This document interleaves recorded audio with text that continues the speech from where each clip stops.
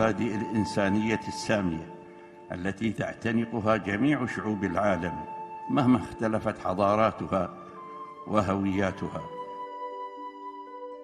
إن ما تطرحه الشارقة على صعيد المبادرات الصحية والإنسانية بات علامة فارقة على مستوى المنطقة والإقليم، فليس أمام دولتنا رأس مال أكبر وأهم من الإنسان.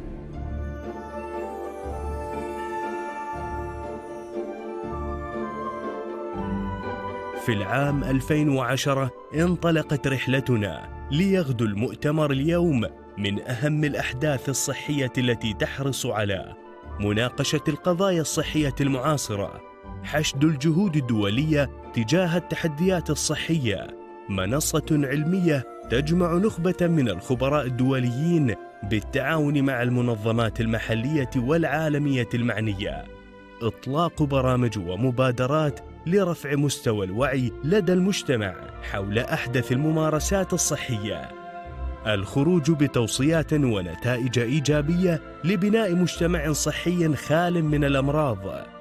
وها نحن نجتمع مجددا عن بعد متجاوزين التحديات، رافعين هذا العام شعار بيئة معززة لصحة الأطفال واليافعين، لنواصل ما بدأناه.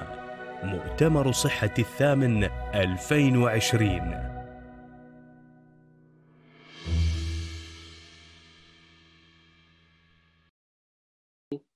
ظهر فيروس كورونا المستجد كوفيد-19، والذي سرعان ما تحول إلى وباء ثم إلى جائحة اجتاحت العالم من بلد إلى آخر حتى طالت كل ربوع الكرة الأرضية. تلك الجائحة التي أدخلت شعوب العالم في حالة من الخوف والفزع بعد أن خيم عليه أجواء تشبه أجواء نهاية العالم في الأفلام الهوليودية. كان السبب الرئيسي في هذه الحالة من الخوف هو عدم معرفة طبيعة هذا الخطر الذي بدا وكأنه يزحف نحونا، عدو غير مرئي وغير معروف الهوية ولا التفاصيل ولا السلاح الذي يمكن مواجهته به. وكأننا كنا نسير في طريق من الضباب، نتلمس طريقنا ونحن ولا نراه، ونحن نعرف أن هناك خطر يحدق بنا.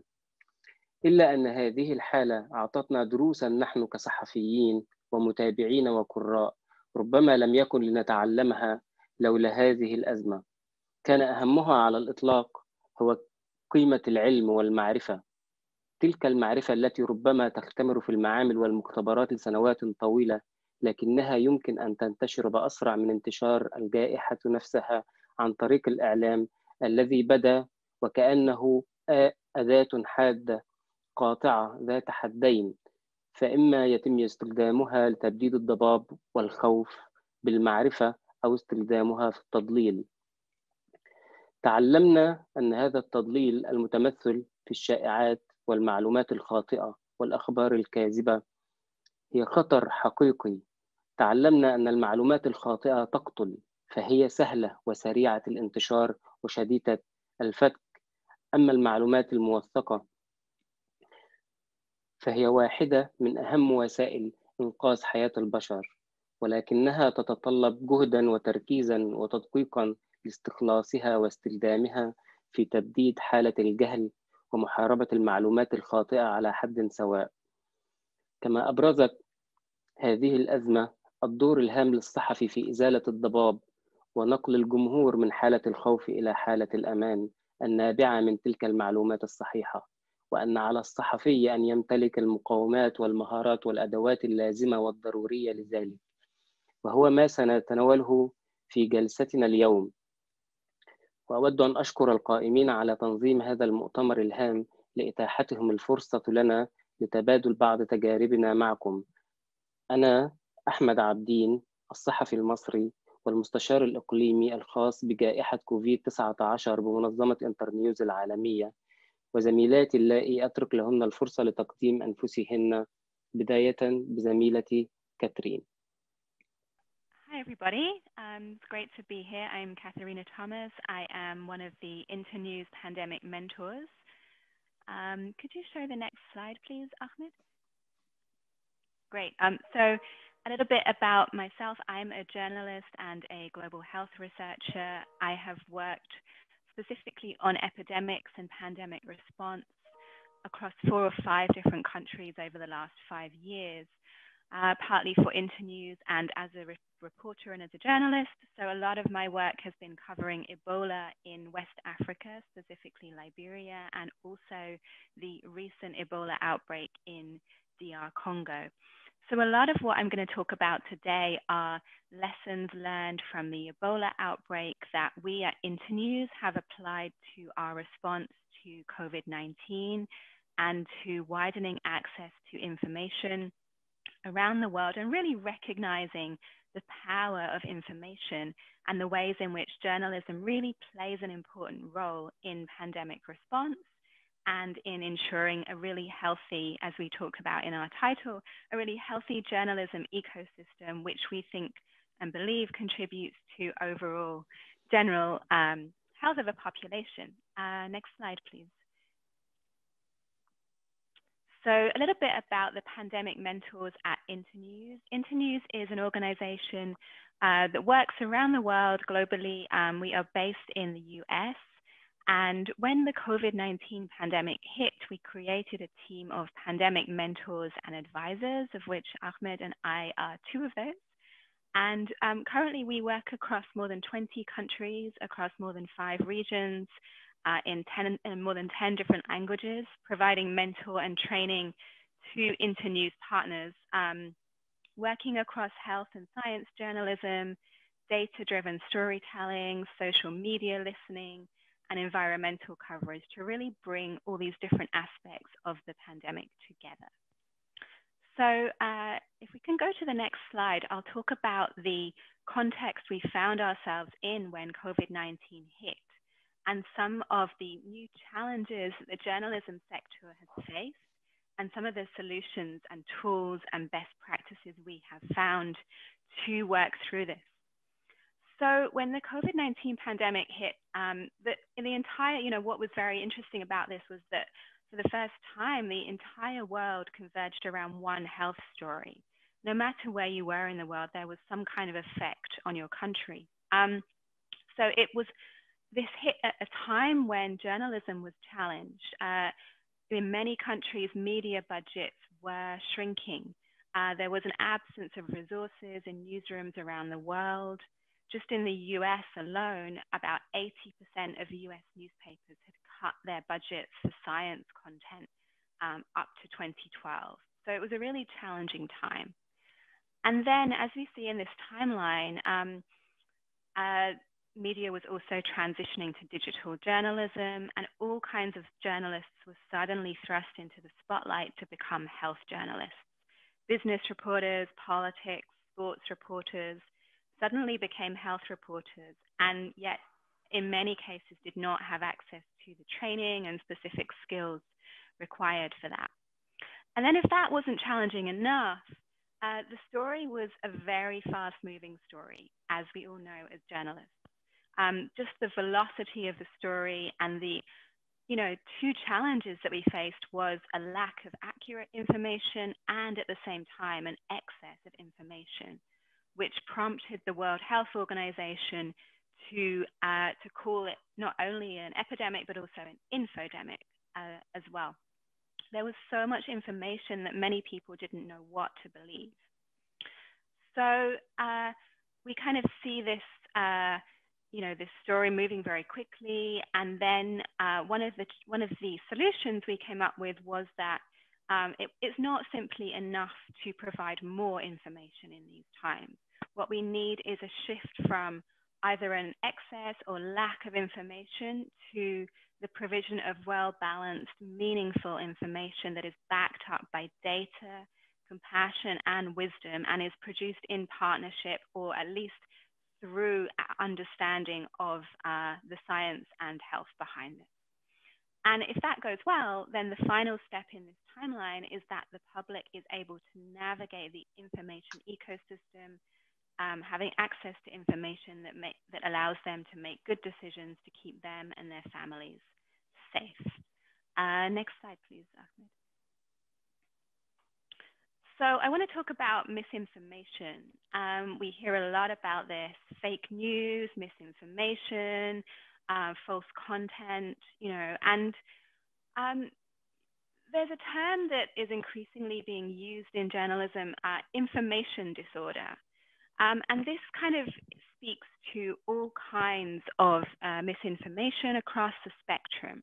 And as you can see here on this slide, we have a spectrum of 7 types of mis and disinformation, from satire or parody at the low end to manipulated content, when genuine information is manipulated with the intention to deceive people, to fabricated content, which is 100% false and is made to do harm. So this is kind of the challenge that journalists are facing, looking at all these different kinds of information and trying to get accurate, helpful, meaningful information out in the midst of this. And misinformation, of course, it's not new. This is something that's been with us since 1800s. What is new is the speed at which misinformation is traveling. It has more outlets, it has more platforms, it has more social media sites. It has more people reading, watching, and listening to it than ever before. And there is evidence to show that misinformation travels faster and farther than true information. And, I think we're going to see around the world some of the challenges of this when we move into the vaccination phase of COVID-19. But I wanted to talk briefly about one other case study that shows the impact of information disorder during an epidemic and the way it really affects people's health. Next slide, please. So I just want to take you back to a moment to the 2013 to 16 West Africa Ebola outbreak, where more than 11,000 people were killed across Liberia, Sierra Leone, and Guinea in West Africa. At the beginning of this outbreak, many external NGOs came in to assist with the response. And one of the things they did was try to get information out to people about the challenges of Ebola, about the signs and symptoms, about what to do if they were sick. At the time that they were coming in to respond to this, there was no cure for Ebola, there was no treatment. The mortality rate was between 60 and 90%, and the disease was spreading rapidly. So one of the messages that was actually shared was something that organizations believed would help people, but that actually backfired. They ran billboards all over the cities with information about how deadly Ebola was. And the message that was shared was, Ebola kills, Ebola is deadly. And what they hoped they would achieve is that people would see those messages and realize how frightening the disease was, and that their fear would prompt them to go and get treatment when they were sick, to go to a treatment center. What actually happened was that people decided they saw those messages and they thought, you know what, I'm going to stay home because if I'm that sick, if I will surely die, I want to be home with my family. So people did not go and get the treatment they needed.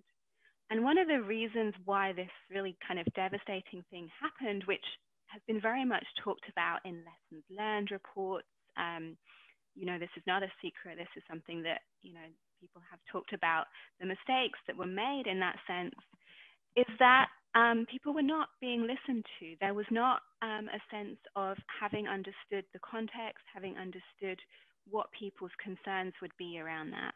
And so this is why one of the things I always advise the journalists I work with to do is to really listen closely to what people want, what people need, because in an epidemic, in a pandemic, it really saves lives.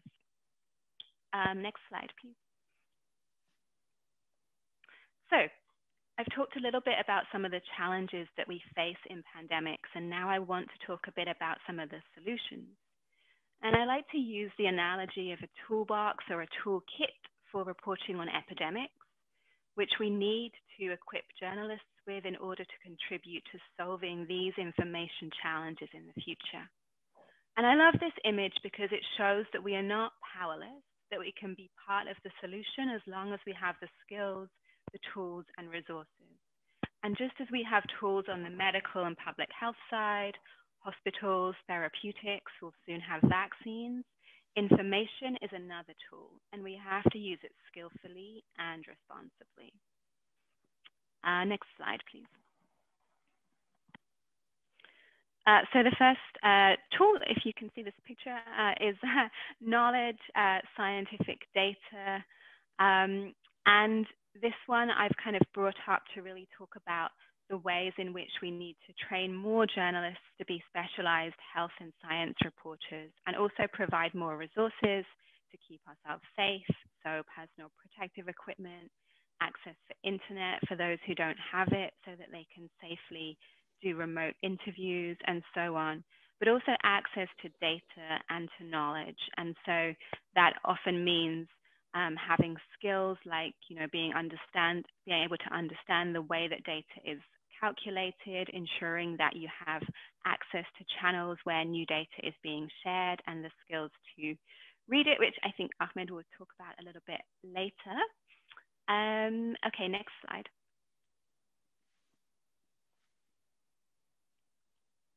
Yes, so some of these, so as I just mentioned, so trusted channels for information so that you have access to accurate data, maps and data reading skills. And when I say maps, I don't mean Google Maps, but maps that show the hotspots and where the disease is spreading to, a strong contact list for interviews.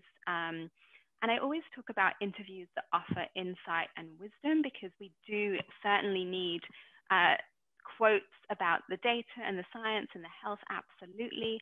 But I also think we need to interview people that can help us understand and unpack the data and the health and the science.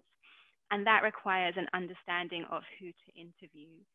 In the beginning of this pandemic, something I saw in the US coverage was a lot of medical doctors being interviewed about COVID-19 who were actually specialists in something else entirely. So they may well have been medical doctors, but they may have been focused on another specialty. And so I think it's really important to find the right people who have that specialist knowledge. Next slide, please.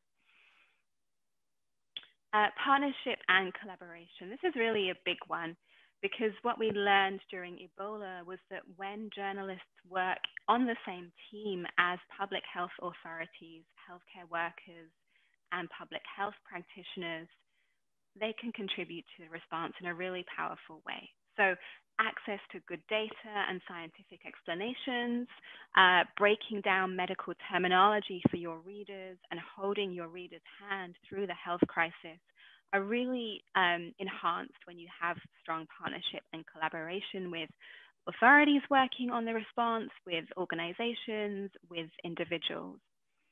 And so, it's really important to enhance and create channels of communication between ministries of health and journalists, and to engage journalists and responders in trust-building exercises. One of the things we did in West Africa during Ebola was to basically host events where ministries of health and journalists and health workers could work together on solving problems so that they could strengthen those channels, which were very helpful when epidemics hit. In the just recently ended Ebola outbreak in the Democratic Republic of Congo, local journalists have registered with Ministry of Health, press associations to gain access to interviewees, while authorities can use that same health journalism network to gain access to media when needed. And these networks can be really great because they just kind of generate discussion, partnership, and can be used to teach responders about journalism ethics. And they can also be used to teach journalists about medical terminology and healthcare ethics, because it's really important that both groups have an understanding of each other's work and how they work well to prevent any challenges. Because just as health workers are responsible for maintaining confidentiality of their patients' information, so journalists are also obliged to protect their sources from harm or stigma. Next slide, please.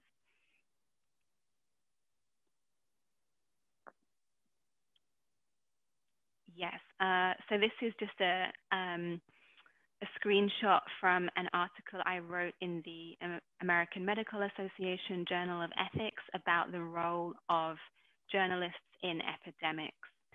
And one of the quotes that we included here was about how actually there are some similarities between good journalists and good doctors, in the sense that the characteristics are not that different. You know, you need to be ethical, you need to be rigorous, to believe in truthfulness, integrity, to have intellectual curiosity, communication skills, and empathy. And so I think it's really important to recognize that we are on the same team and that we are doing this work to contribute meaningfully to overcoming pandemics or epidemics or other health crises. Next slide, please. Okay, so telling the stories of our humanity, I think one of the really exciting and impactful approaches to pandemic journalism is really taking the health data, the scientific data, and bringing it home to make human stories that people will resonate with in their homes around the world or in your country or wherever you are. And there are so many great examples now of stories that have really done this and have really shown the humanity in people in overcoming illness, and also in commemorating those who have died, who have really suffered. I think there's a really important role to play in finding engaging and compelling ways to do that. And to really be part of journalism initiatives that are in the public service in that way, and that are showing stories that everybody can relate to. Next slide, please. This is a screenshot from Ebola Deeply. This is an organization that I was the editor of back in the Ebola outbreak. And what we tried to do with Ebola Deeply was add greater understanding and more sustained engagement among the public during epidemics. So that's to say that the Ebola outbreak presented a really different challenge to the one that we have during COVID-19, in that there was a lack of information. So COVID-19, we have an excess of information, and the challenge is to find the way through. Ebola, we had really a lack of information. And so a lot of the work that we did was to add context, to run stories. You know, the story on the left, I'm not sure if you can see properly, but was a diary that somebody wrote who was, I think it was written by a journalist, about their experiences during the time. The next piece was the ways in which anthropology could contribute to fighting the Ebola outbreak. So we really tried to look at the human stories as well as the facts and the figures. And we found that the level of engagement when we did that among the public was much higher. And the level of health literacy also went up because there was access to accurate, compelling, engaging information with lots of pictures and multimedia that people could relate to. So that was a really important project that we did during the Ebola outbreak. Next slide, please. Uplifting stories of hope and courage. These always really resonate, and I know that Saman is going to talk more about this, our third speaker. But I think this is when we use the other skills in our toolbox. So empathy and compassion, I'm really big on using these in health journalism. You know, really these skills that when we're doing interviews enable us to ask deeper questions, ask really meaningful questions about what people's experiences meant to them, and to do that in a really sensitive way, because of course, you know, in a very difficult context like COVID-19 or Ebola or any of these, people are really suffering. So of course, you don't want to just kind of run in there and just ask all these personal questions up front, but to really find ways of actively listening, offering people a space in which they can share their stories, and sensitively responding with questions that support them, make them feel listened to, and give them a safe space in which to share their story, knowing that you will do the justice of reporting it in a way that really honors what they went through. And so at the same time as that, I think it's very important to avoid stigmatizing people. This is something we saw a lot of during Ebola is, there was some media coverage in the beginning that, showed people's faces. And this was when there was a lot of stigma around surviving Ebola. So people would then go back to their villages and be kind of ostracized or stigmatized for having been an Ebola survivor. So I think it's very important to recognize when it's needed to protect somebody. There are cases in my reporting, if I'm covering, HIV or TB, certain stories in certain places where I know that there is a risk of stigma, I will often use an anonymous name or make sure I don't use somebody's face just to ensure that they are safe and protected, because I want to ensure that the way they share their story really honors them and does not cause any harm. Next slide, please. And so, one of the really great pieces I thought that came out this year around the world on COVID-19 was a New York Times piece, which came out when the US number of cases hit the US number of deaths rather from COVID-19 hit 100,000. Of course, we are much higher than that now, unfortunately. But the New York Times ran this phenomenal piece, which ran over 4 pages in the newspaper, commemorating some of those who have died. I mean, I think that telling the stories of our humanity is even more important in a time of illness and death. And how do we bring home that colossal loss? When you imagine hundreds of thousands of deaths, how do you even get a sense of who those people were? That it's mind-boggling to even think about what that number looks like, let alone who all those people were. I thought they did this really well. It's an example of powerful storytelling using very few words and few pictures. Next slide, please.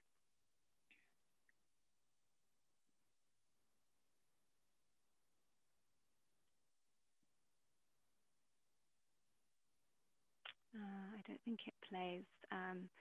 Okay, if we just go back to the previous one. Yeah, that was a video of just so you could see how long this screen was. That basically you could just scroll down and you keep seeing all these people continuing. And then they included these one-line stories, one-line obituaries. So they basically partnered with more than 600 newspapers across America for these obituaries. Included one line about each person that they wanted to feature. And they included, I think, 1,000 people in this piece, which represented 1% of those who lost their lives. So you can see some of the stories here. One woman, she loved reading, especially mystery novels. Somebody else had an exuberant laugh. Just these small details about people I thought was a really powerful way of commemorating people and also showing the humanity of what we were losing, what we have lost, everybody that we have lost during this time. It was one of the most read New York Times pieces in history. There was a large public outpouring. It really spoke to people. And I think you can't see here because unfortunately the video doesn't work, but the way that you scroll down was quite interactive. And so I think it combined the power of print media and digital media in one article. And I think it shows that they can be equally powerful channels to reach people. We talk a lot in journalism about multimedia and film and moving images, but I think print is equally powerful and always will be, at least I hope so. And so here you can kind of see how they can collaborate together to really bring these stories home. Next slide, please. Okay, so I just want to hand over to Ahmed, who is going to talk briefly about another tool in the toolbox, which we talk a lot about at Internews, which is fact-checking and rumor tracking skills, which is particularly challenging and important in this moment in time. Thank you. Thank you, Catherine. مرحبا، أرجع لكم تاني. أنا أحمد عابدين. هنتكلم مع بعض على الأدوات الصحفية لتغطية الأزمات والكوارث الصحية. الكوارث الصحية هي جزء من مشهد كبير له علاقة بصحافة الصحة، وهي نوع من الصحافة المتخصصة شبه المنعدمة في اللغة العربية وفي المنطقة العربية. ليس هناك موقع واحد متخصص في صحافة الصحة في الإنترنت بالكامل يخدم ما يقرب من 400 مليون نسمة في الدول الناطقة باللغة العربية. الأزمة من نقص وعدم التركيز على صحافة الصحة كان لها أثر كبير على تغطية الوباء من بدايته. علشان كده كتير جدا من المنظمات حاولت تتدارك الأمر وتبدأ سريعا في تأهيل الصحفيين لتغطية الأزمة والجائحة في كل مكان، وكانت انترنيوز واحدة من هذه المنظمات. خلال الأزمة كان في بعض الأدوات اللي كلنا تعلمناها. يمكن بعض الصحفيين اللي كانوا بيشتغلوا أو بيتركز عملهم في صحافة الصحة كان عندهم جزء من المعرفة، وكمان الصحفيين العلميين، ولكن دول ما كانوش كفاية لتغطية هذا الوباء. عشان كده النهاردة هنتكلم عن بعض الأدوات الصغيرة والبسيطة اللي احنا بنبقى محتاجينها كصحفيين متمرسين بعيدين عن التغطية الصحية بشكل مركز وأساسي علشان نقدر نغطي كارثة صحية أو أزمة صحية. أول حاجة لازم الصحفي يحصل عليها علشان يواجه كارثة صحية هو المعرفة الأولية بتفاصيل الأزمة والكارثة أو الحدث الأكبر الذي نواجهه كلنا. على سبيل المثال، عندما نشرع في تغطية كارثة مثل جائحة فيروس كورونا المستجد كوفيد-19، وهذا هو الاسم العلمي للجائحة، فيروس كورونا، جائحة فيروس كورونا المستجد كوفيد-19. في البداية يجب أن نبحث لنعلم ما معنى الجائحة، وما الفرق بينها وبين الوباء، وما الفرق بين الجائحة والوباء والفيروس، وما الفرق بين الفيروس والبكتيريا والطفيليات على سبيل المثال. لماذا أطلق على هذا الفيروس مصطلح كوفيد، وما هو الرقم 19؟ كل هذه أسئلة يجب أن يجيب عليها الصحفي لقارئه. بعد ذلك نذهب إلى خصائص الكارثة التي نتناولها في تغطيتنا. هذه الأداة أو الخصائص تحيلنا إلى أهم أداة من أدوات الصحفي، وهي المصادر. مصادرك هي ثروتك كصحفي. هنا يجب أن نذهب في حالات الكوارث الصحية، يجب أن نذهب مباشرة إلى المصادر الرئيسية للمعلومات الموثقة، بداية من وزارة الصحة، النقابات الخاصة بالفريق الطبي مثل نقابات الأطباء، التمريض، الصيادلة، فني الأشعة وغيرها، أو المؤسسات الأخرى المعنية بالصحة والموثوق منها مثل كليات الطب، كليات التمريض، الصيدلة وغيرها. ثم بعد ذلك نذهب إلى المنظمات الأهلية والإقليمية والعالمية الخاصة بالصحة مثل الهلال الأحمر أو الصليب الأحمر، منظمة الصحة العالمية، اليونيسيف وغيرها من المنظمات التي يتركز عملها بالأساس حول الصحة. بعد ذلك نذهب إلى المصادر المفتوحة. فيجب على الصحفي أن يبحث بحثاً معمقاً في المصادر المفتوحة على الإنترنت، مثل مواقع وزارة الصحة أو وزارات الصحة سواء في الإقليم أو عالمياً، وموقع منظمة الصحة العالمية، المجلات الطبية العلمية الموثوقة والمرموقة مثل ناتشر، ساينس وغيرها.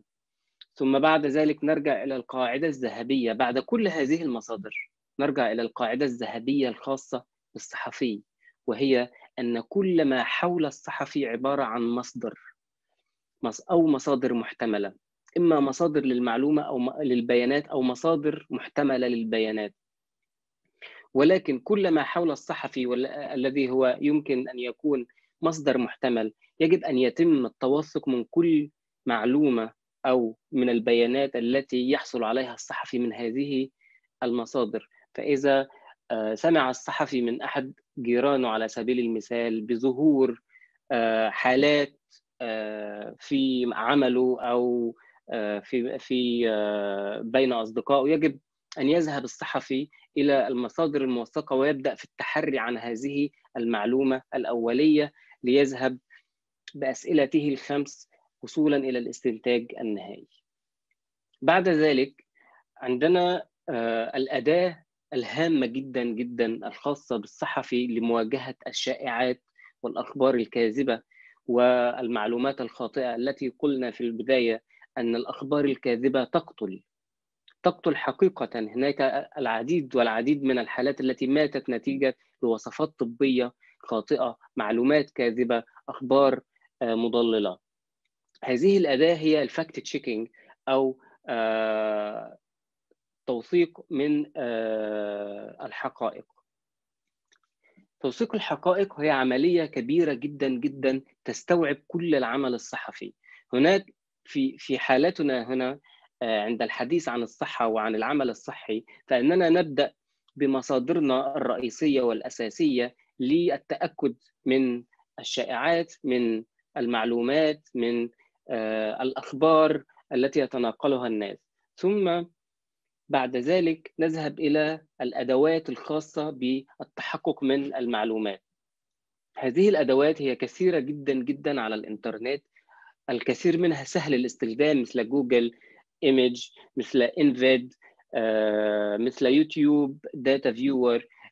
العديد من الأدوات التي طورتها شركات البرمجيات في العالم، وقد أنفقت على سبيل المثال جوجل عدة ملايين من الدولارات العام الماضي لتطوير أدوات التحقق من البيانات على الإنترنت، مثل التحقق من الصور، من الفيديو، من المعلومات. هذه الأدوات هي سهلة الاستخدام، ولكن يجب أن نستخدمها قبل أن نشرع في نشر أي معلومة نحصل عليها. ينطبق على الشأن الصحي كل خطوات وتوصيات ومعايير العمل الصحفي الطبيعي العادي جدا، إلا أننا نكون في وضع ليس طبيعيا، ليس طبيعيا على الصحفي ولا على مصادره ولا على قضيته. لذلك فإن الاحتياطات يجب أن تكون غير طبيعية هي أيضا، وخاصة بالسلامة الشخصية للصحفي ومصادره. فبعض هذه التوصيات للسلامة الشخصية التي يجب أن يأخذها الصحفي في الحسبان عند تغطية وباء أو كارثة أو جائحة أو أي أزمة صحية، هو أن يجب أن يتعامل الصحفي مع كل ما حوله على أنه مصدر للعدوى. إذا كنت ستذهب إلى إحدى المستشفيات لتغطية أزمة صحية، يجب أن تتعامل مع كل ما حولك على أنه مصدر للعدوى. يجب أن ترتدي ملابس واقية وعازلة تماما ستقوم بتطهيرها لاحقا بأدوات التخلص من الفيروسات ومن العدوى، أو ملابس ريموفبل يمكن حرقها بعد ذلك ترتديها فوق ملابسك. الحفاظ على المسافات الآمنة بينك وبين المصادر، سواء حالات أو أطباء أو أعضاء الفريق الطبي الذي تتعامل معهم. وإضافة إلى ذلك يجب أن تحتوي حقيبة الصحفي على أدوات بجانب الكاميرا والعدسة والمسجل يجب أن يكون هناك أدوات تعقيم، تطهير، وقاية مثل الكحول، القناع الطبي، النظارة الطبية الواقية وغيرها. كل هذه هي عبارة عن بعض ملامح تغطية الكوارث الصحية. هي أدوات بسيطة يمكن أن تستخدمها كصحفي في كل عملك، ولكن عندما نتحدث عن أزمة صحية، عن وباء، عن كارثة، فهي أمر غير طبيعي. لذلك يجب أن يكون التعامل بحذر وغير طبيعي هو أيضا. سعدت جدا بمشاركتكم بعض ما تعلمته خلال الأزمة السابقة، وأنتقل إلى زميلتي سمان حازق لتقديم نفسها ثم شرح الجزء الخاص بها. شكرا جزيلا. All right, so I think you handed over to me. That's what I conjecture, because I don't understand Arabic. But hello, everyone. Assalamu alaikum. I'm Saman Hazik, for working as a journalist in Dubai, UAE. I would just start the introduction about myself. So I work as the happiness editor with UAE's first and oldest English newspaper called Khalij Times. Yes, I'm the only happiness editor in the UAE, and also the first woman, I can say, in the world, yeah, to get this title. But my role is special, I feel. I explore human interest stories and have done an array of positive, inspiring stories. Let me just put this. Okay. Right. So that's a bit about. Can you see the screen?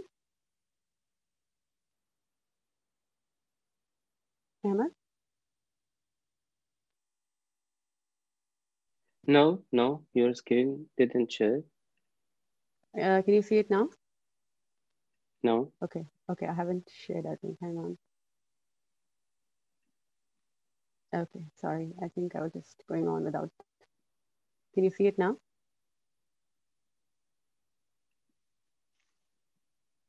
Yeah? No.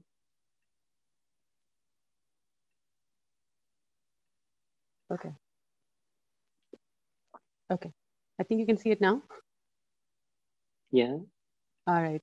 Okay. So yeah, a little about myself is what you see on the screen right now. And I work with Khalij Times, which is the oldest English newspaper here in the UAE. These are just some of the front pages of Khalij Times, just to give you an idea of where I work. And we've extensively covered COVID, kind of graphic heavy. Okay, and since when I was appointed, I was also, it came in the newspaper because I was the first happiness editor.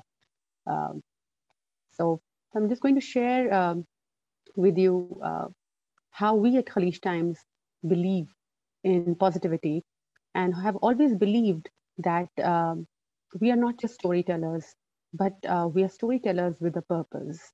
I think that's a very important intention and emotion that we bring to our news stories, which I particularly bring to my beat, which is happiness. And I have also diversified in health after COVID struck. So that's a little about my role. Sadly, in today's 24/7 media culture, you perpetually have breaking news, you have screaming anchors, hot debates. Most of the stories we see are usually devoid of any soul, without a purpose, without empathy, and without the right intention too. I think news has many dimensions and aspects of news explored enough. In my role as the happiness editor, I aim to redefine the purpose of journalism and bring to the fore really the lesser heard stories of courage, optimism, determination, and miracles. Yeah, they do happen. Journalism, I think, is a powerful profession uh, where the role of media is not only to inform, educate, influence, but also to empower, enlighten, and inspire people by giving them hope. As a happiness editor of the UAE, I want to say that when the spirit of journalism is blended with the pursuit of happiness, I think news can certainly illuminate our lives and remind us time and again that we need to be grateful, we need to be happy with what we have, and we need to enjoy small moments and celebrate life. My role, as the designation suggests, entails providing a complete complement of news related to success, hope, courage, achievement, progress, and all the positive words you can think. Uh, a news basically, when we're taught journalism, we're taught that news is built around 5 W's and 1 H, which is what, who, where, when, why, and the 1 H is how. We thought we'll give company to the 1 H, and we added another H to it, which is happiness. I focus on news that brings smiles to readers' faces. I don't want them to open the newspaper and feel, oh, I don't want to see the newspaper, because right now that the situation is this: when people pick up, they don't want to read the newspaper. They don't want to switch on the TV channels. It depresses them. So I have this challenging role of changing that. I feel positive thoughts lead to positive emotions, and that leads to positive actions. And trust me, my best stories have been of people who've gone through innumerable adversities, people who've had a terrible life fraught with trials and tribulations. Um, but those tough souls have always believed in the glimmer of hope, passion of dreams, and magic of prayers. And trust me, they've come out victorious. And I think that when God puts us in a position to help people, then we don't let him down. We don't let people down, and we don't let it go or take it for granted. We all, I think, are in some or the other way in a position to inspire, in a position to impress, influence a lot of people out there who need help. It could be your colleagues, it could be your employees, it could be anyone around. As a journalist, I take my job as humanist first, and then it comes to my profession. And remember, you first have to find your happiness and figure out what is it that makes you happy and warms your heart. And it's only when you are happy, then you can cascade that effect to your folks. So that is my a little introduction about myself. Um, well, my role during COVID, okay. Uh, since I was just a happiness editor, I have now diversified into a health and happiness editor because I believe health and happiness go hand in hand. Um, and I get to do a lot of these stories of um, courage, stories of resilience, like it says, stories of volunteering, determination, and many miracles that we witnessed during COVID times. So it is definitely a challenging role, but I have enjoyed it thoroughly. I have changed as a person. My profession is, I'm blessed to have, um, uh, come into this field. Unlike others who think that it's very difficult and you're negative and it affects you, I think it's changed me because I get to hear people's stories. I listen to them, and it's brought a lot of happiness and contentment in my life. So let's see what kind of stories we do. So 2020 definitely has been undeniably a very difficult time for people all over the globe, and the pandemic has affected each one of us in one or the other way. Some are mourning the loss of their loved ones. Some are trying to make ends meet because they've lost their jobs. Uh, but as COVID-19 turned into a global pandemic affecting the world's largest economies, the UAE rose to the occasion and started taking all possible measures very early on to contain the crisis and reduce the impact on the community.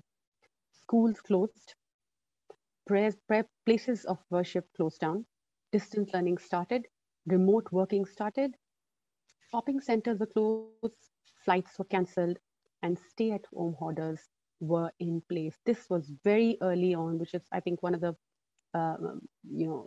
key factors that helped UAE contain the pandemic and pretty much in control now.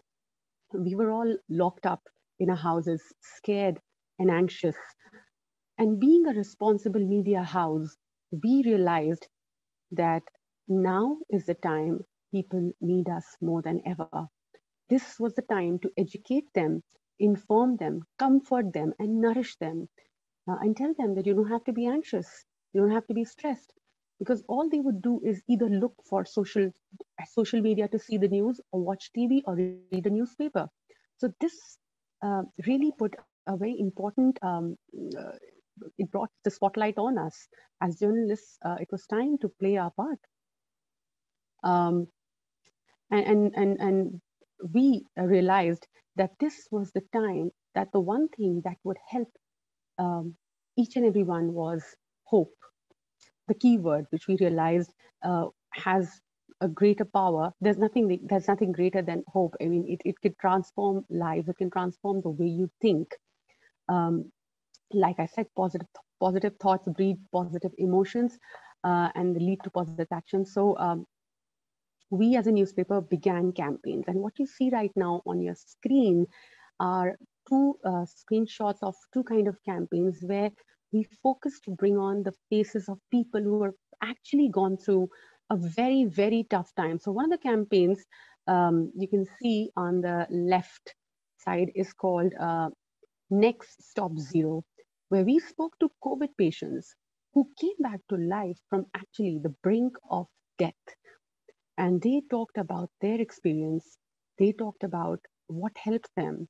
They talked about the excellent healthcare that was given to them. These are some of the stories which I'm talking about. The story on the left. This guy actually had a very narrow escape from death. He went into coma, and it was really, when I spoke to him, I was very shocked. And it actually changes the way you think. It changes your whole perception of life. And this is what our campaign aimed to do. We wanted to show people that it's important to take precautions, else you can also go to something like this.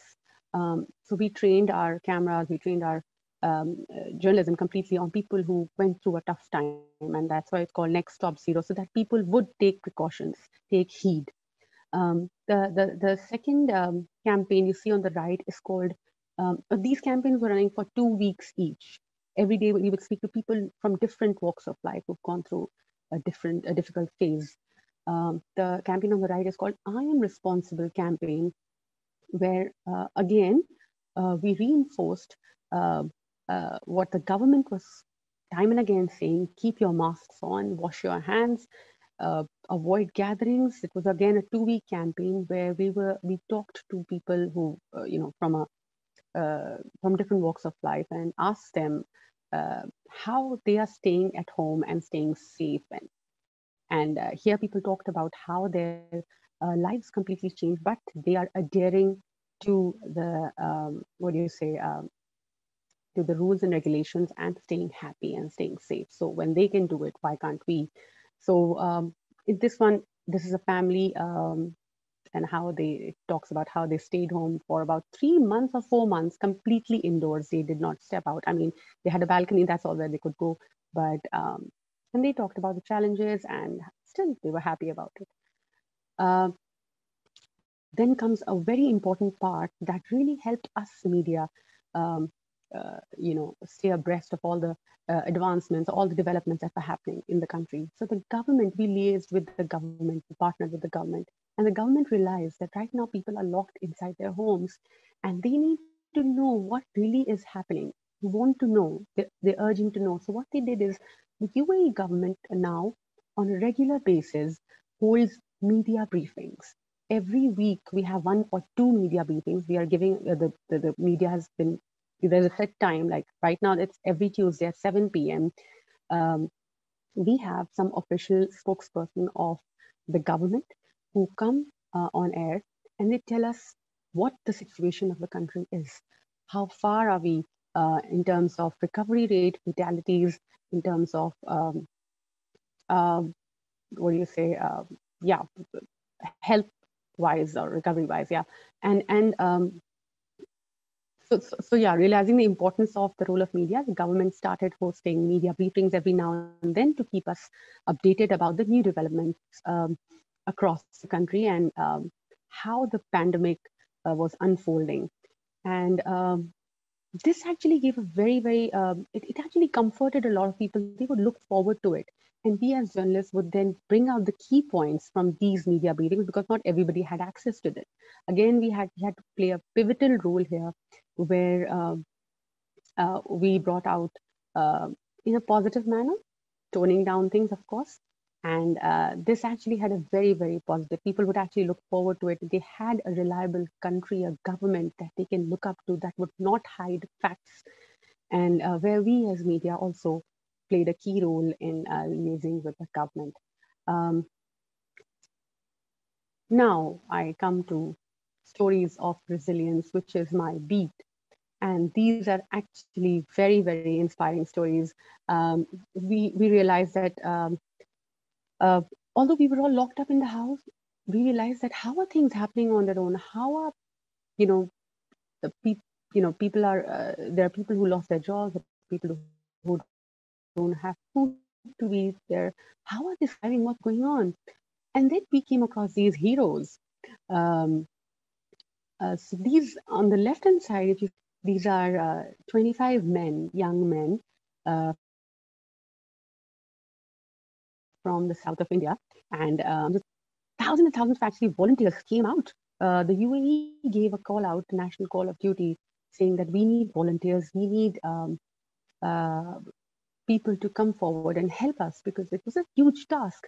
As they had cordoned off many areas, mass testing was going on, and that required to cordon off certain areas. And those areas were then people had to be supplied with food, and a lot of logistics goes behind this. So what you see on the left is 25 men, and they're all businessmen mostly.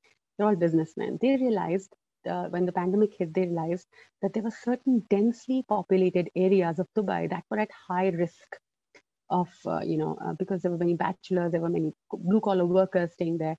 And so what they did is they swung into action and they spoke to authorities and they not built, but what they said, they spoke to real estate agents and they kind of formed a colony, an area which was a quarantine facility, as we required a lot of space for people to stay because workers, they would stay in accommodations together and that would breed more cases.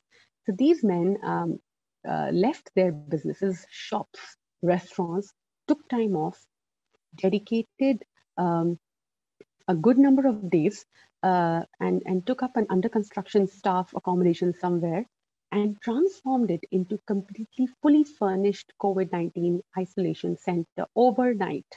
This happened in a period of 2 or 3 days. I mean, it was already built, but what they did is they came on, they brought in their workers and they built a quarantine facility.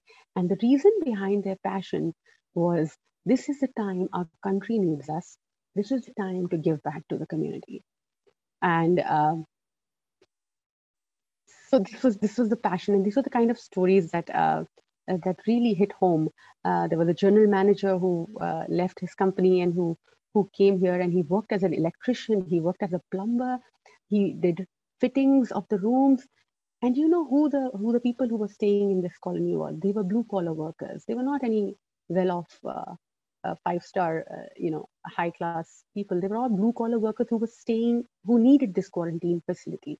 And so all these big businessmen and many doctors volunteered, gave in their time and showered their love and built this facility. This was a very famous facility, and the whole story about how it was done. So it was something that really hit home with our readers, and many people after this asked me. I got so many emails that people said, we want to volunteer, we want to come out.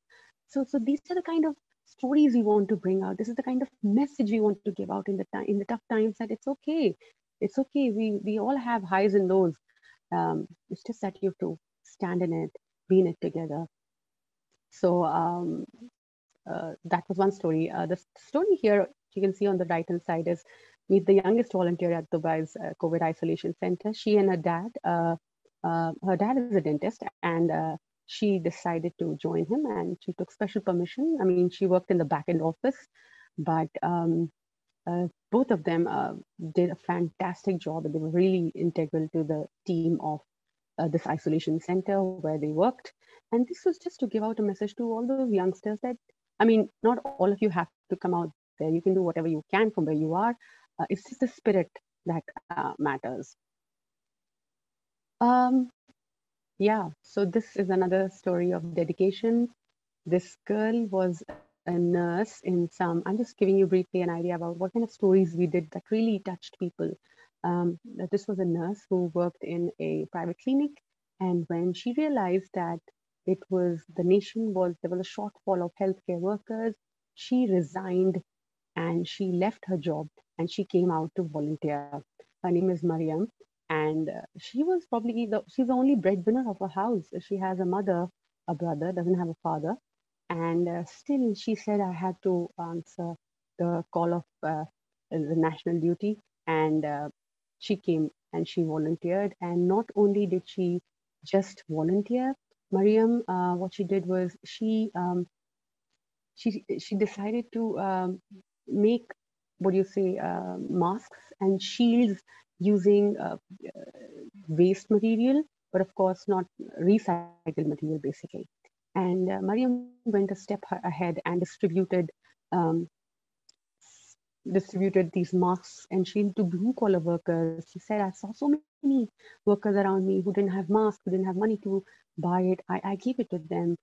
And she did a lot at her level. I mean, you don't have to be a big person to do stuff. That was the message that the story that I intended to give with the story, that you don't have to be a very rich. She did what she could on her level. Yes, so these are some of the kind of stories. Again, on the left, we have Almas Zulfikar, 24-year-old, fresh intern who was on the brink of joining a job.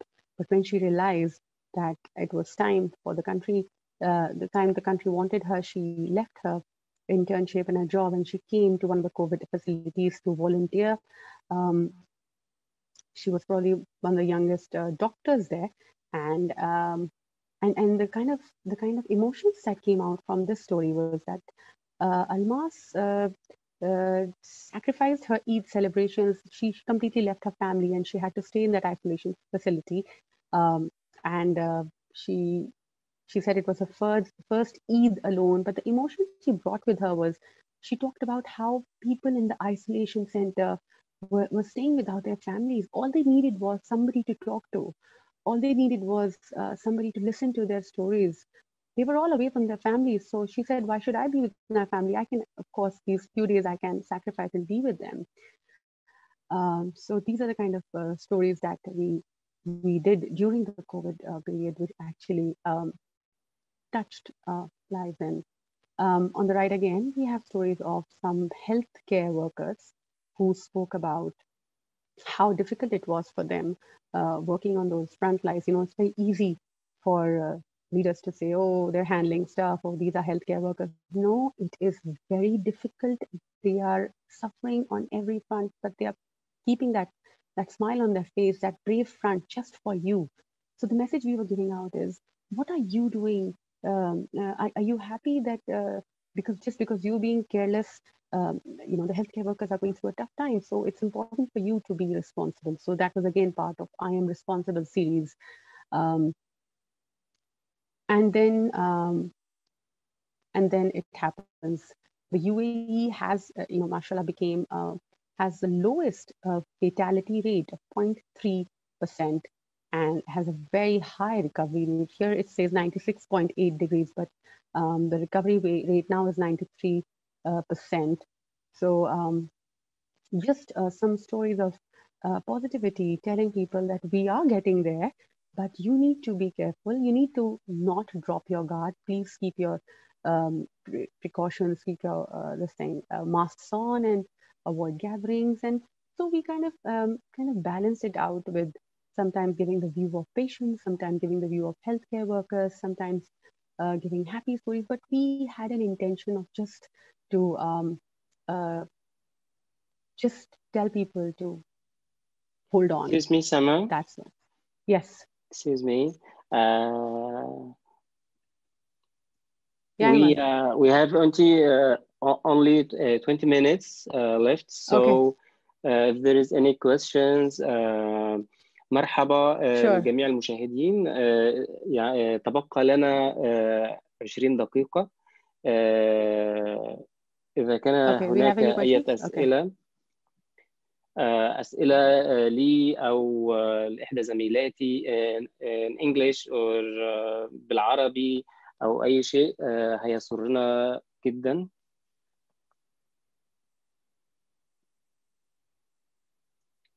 Ahmed, are you asking people for questions? Okay. You're asking people for questions, right? Yes. Yeah. I'm asking the audience for questions. Okay. Yeah, if anyone has a question. So anyways, till the time they ask questions, let me conclude my talk. I will just simply conclude it by saying that the UAE lived by its slogan that we are in it together. And the whole country seems to have come together. They're from every front, be it students, be it patients, be it volunteers, be it housewives. Everyone came together and helped fought the attack of this pandemic. And as the ruler of the country says himself, which you can see is during the crisis, the UAE has shown to the world that it is a single cohesive team, one family moving in unison to overcome the exceptional circumstances. And I think the UAE, the world has a lot to learn from the UAE, and everyone can, you just have to just hold on, stay positive, stay hopeful, and inshallah we'll make it through. And that's what we journalists are doing right now. We're doing our best to bring out the positivity even in this adversity. So yeah, thank you very much. Thank you so much, Saman. Till now there is no questions, but I can take the chance to ask my colleague Catherine about what do you see? What's the difference between the two crises, Ebola and COVID-19? Can you give us a brief about these difference? Sure. Thank you, Ahmed. And thank you so much, Saman, for this really inspiring presentation and insight into your work as happiness editor. I think it's fascinating and really, really significant and meaningful work. And I hope to see more of this kind of work in journalism as we move forward. Yeah, so to respond to Ahmed's question, I think, covering Ebola and COVID-19 as a journalist were, these are both, there are lots of things they have in common in the sense that they were both large-scale epidemics that affected many, many people with devastating consequences. And yet they were very different to cover. So I covered Ebola as a journalist. It was extremely challenging. Partly because covering Ebola as a journalist at the time, like I shared in my presentation, the fatality rate was very high. It was a very frightening disease and still is. Fortunately, we now have a vaccine, we have therapeutics, we even have post-exposure prophylaxis, which is wonderful, and these treatments have all come together in just a few short years. So the landscape for covering Ebola now, the new outbreaks we're seeing in Congo, is much easier than covering it in those really difficult days in West Africa, where you really would see, you would walk down the street and see people lining up outside Ebola treatment units, really often dying in the street because they did not have enough beds to treat them. There was not enough resources. Healthcare workers were really struggling. the level of trauma that society was experiencing was acute and took many years to recover from. But also, I want to talk about the positive side of that as well, just in keeping with what Saman was sharing with us, because there were so many stories of resilience and overcoming. You know, I mean, I ended up leading an oral history project where we interviewed more than 200 Liberians about their experiences during the Ebola outbreak, and we interviewed many survivors to look at what that experience meant to them, to really understand what was it like to go through that, not only in your physical body as a human being, but in your mind, in your soul. How do you come out of that? Are you can't possibly recover from something like that and not be changed as a person. So I mean, I was very honored actually to witness and to sit with people as they shared some of these stories of what got them through that time. And it was many different things. Family was a big one. I mean, family at the time, you were separated. You could not come into the Ebola treatment unit, obviously, to see your family. It was very dangerous, but you were able to talk to them on the phone. So that was very important. Religion was extremely important to people. Many people I talked to said, you know, it was a miracle. It was God who got me through. But also healthcare workers, it's really a tribute to the incredible work that healthcare workers did during Ebola, really risking their lives. You know, we had a lot of Ebola survivors who ended up working in Ebola treatment units in psychosocial roles, caring for young children, because they had some immunity to the disease, having survived it. They were able to go back in and work with people to offer that encouragement. There was movie nights, there was music that was played, there were games in these centers. It was not just all sadness and illness. There were absolutely these moments of kind of showing the human spirit, singing together.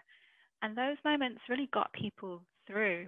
And I think, you know, Liberia, where I worked during Ebola, looking at the ways that Liberia has responded to COVID-19, it's very interesting when you compare countries that went through that with other countries, you know, very high income countries like the US, the UK, countries in Europe, that, you know, we can say that Liberia, for example, and other African countries have actually managed COVID-19 in really, you know, kind of meaningful ways, because they were able to integrate some of those lessons learned from Ebola, because you can't go through something like Ebola and forget all of that, all those public health lessons. And the same for journalists. You know, I think you can't cover something like Ebola and not be changed as a journalist, and the same for COVID-19.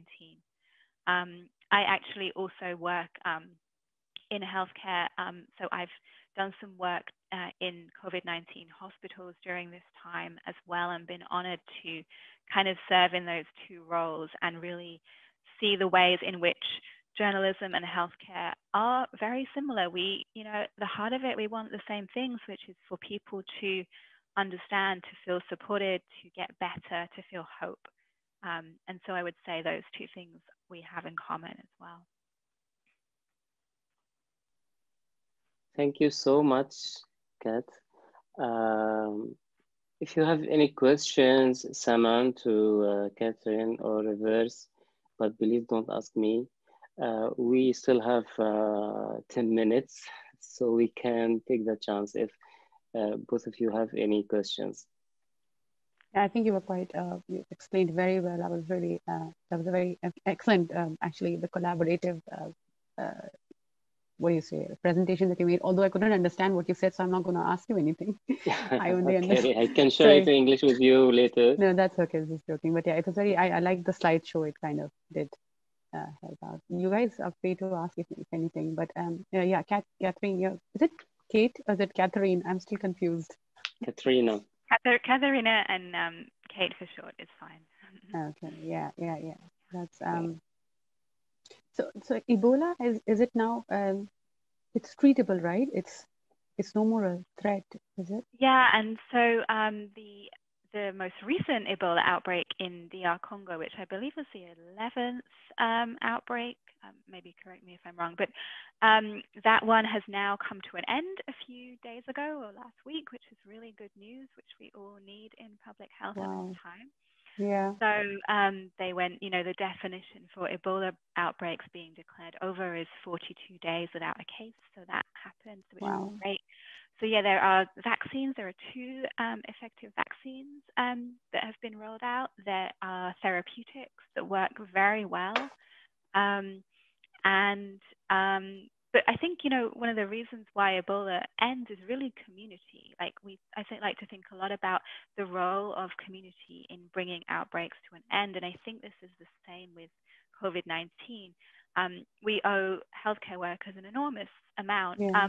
Health and medicine and science, of course, is the guiding force here. But communities really are doing this for themselves as well and taking this into their own hands. And that's when we see these outbreaks ending. And again, I think that's where journalism comes in and plays this role.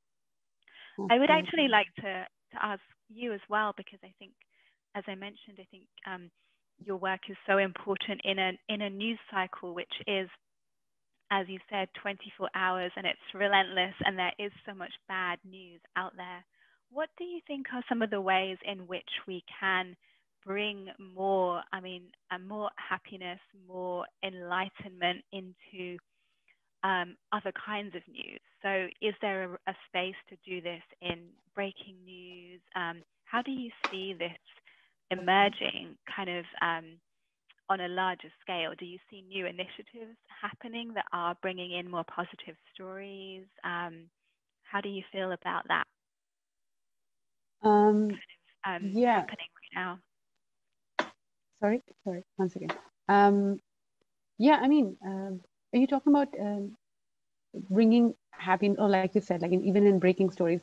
I mean, I just feel as a journalist, you don't have to look at this job as a job, but as a human. Your approach has to change. If our approach changes to stories, I think we can definitely bring our positivity in it. For example, there's a fire in a building.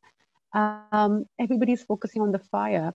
And I'm focusing on somebody who's saving people out there, or if there's a story of a kitten who got saved. I don't focus on, of course, that's all the facts. You have to get the facts correct. But my story will start with that of probably a man who saved somebody in that building, or that kitten who got saved, or that something that touches your heart. So I think as a reader, I would want to, the element that touches my heart, that's what I focus on. And really, I think that people need to be heard. As journalists, we ask so many questions. Our main aim is to get the story out. Questions. No, I think we should just let it be. Just go there and let the person talk. I think a lot of people out there need to be heard. We have to kind of open the floor for them and not just ask too many questions in this. And the story comes out from there. It's really, when you give them the space, they will talk. They will give you exactly how you want it without even you saying a word. So that's what I've realized from my experience. And actually, that's with every, of course, running initiatives, campaigns, that helps. But I think if you need to have the right intention, what you're doing, why you're doing, what is your idea behind this campaign? Is it only to make money, or is it only to grab attention? I don't think that should come. You have to look at it from a human angle. You have to look at it, for example, you have to empathy, like you said, empathy is a very, very important angle or emotion that will really, so when I do stories, I form a relationship with all my subjects. They know me, I have their numbers, and I tell them, you can contact me anytime. I'm your sister, I'm your brother, whatever. Not brother, sorry, sister, you're my brother. So I form a relationship, and that really goes a long way. Without a thought, you will get information from there. You don't need to have your sources. So I think to establish that relationship, to check your intention, what you're doing, why you're doing, really helps you spread positivity and happiness. It should be in you. The fire has to be in you. I love that. The fire has to be in you. Yes, absolutely. And I think, as journalists, often the training is all about how to ask questions, how to talk, but actually listening is such a skill, and I think is almost sometimes for journalists counterintuitive, because you go in, you want to just ask. When you ask a question, you get an answer to that question, and sometimes the real beauty emerges in the spaces where we just learn to be quiet and listen, right? So I think that's a really important point that you raised, and that's something I would love to see more of in journalism training, is those active listening skills and the empathy that you mentioned as well. Yeah. Many times I go to people and they say, okay, tell me the questions. I said, no, I'm not going to, I haven't prepared anything. Tell me, as a friend, what's the problem? And it just flows. It's so beautiful. It comes out absolutely beautifully. So just let them be. Give them their space. Absolutely. Yes. Yeah, exactly. Yeah. It's lovely. Thank you both. Our time is run out. So I just want to thank you so much, both of you. You were very wonderful. And to thank our audience, our viewers, and thank the organizers. شكرا للمنظمين، وشكرا للمشاهدين، وشكرا لزميلاتي على هذا المجهود الرائع، وشكرا لهذه الفرصة للقائكم، ونراكم مرة أخرى إن شاء الله. Goodbye. Bye bye. Bye everyone. Lovely meeting you all. Thank you so much, everybody. Have a great evening.